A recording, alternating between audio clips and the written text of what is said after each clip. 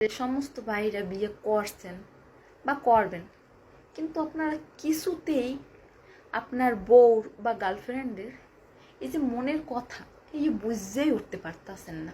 সেগুলো গিয়ে কিছু টিপস ধরেন, আপনার বউ বা গার্লফ্রেন্ড মানে যে জিনিসটা কইবে যে না আসলে ওইটা হ্যাঁ, আর যেটা কইবে হ্যাঁ ওইটা না।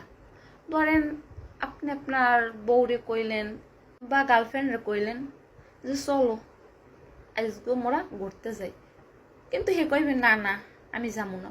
ওই যে না কইছে আসলে ওইটাই মানে হ্যাঁ।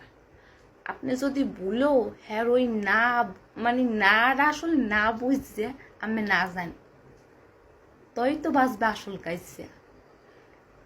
হেয়ার পর হে তো মানে আপনার উপরে এমন বিস্ফোরণ ছাড়বে যে তুমি আমার মন বোঝো না, আমার মনের কথা বোঝো না, তো তুমি আমার ভালোই পাও না। ভালো যদি তুই পাইতা তো অবশ্যই মনের কথা বলতা। মনের কথা যখন বোঝো না তাই তুমি আমার ভালো পাও না।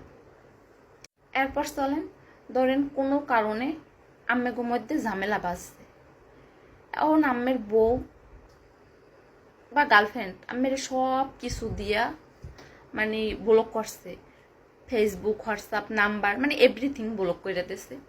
আপনি কোনোভাবেই আল্লাহকে যোগাযোগ করতে পারতেছেন না, তো কি করবেন? কি আর করবেন? অবশ্যই কোন আইডি খুলে আল্লাহকে যোগাযোগ করবেন বা নতুন সিম কিনে হ্যারে কল দেবেন। এইটাও হইল হ্যার যুক্তি। আর এই জিনিসটা যদি আপনি না করতে পারেন তবে তো আপনি হ্যারে ভালোবাসেন না। ভালোবাসলে তো একটু করাই যায়। এইভাবে যদি আমি আমার বউর বা পার্টনারের মন বুঝতে পারেন তাইলেই বিয়ে করেন, নাইলে ভাই আপনাকে বিয়ে করার দরকার নেই।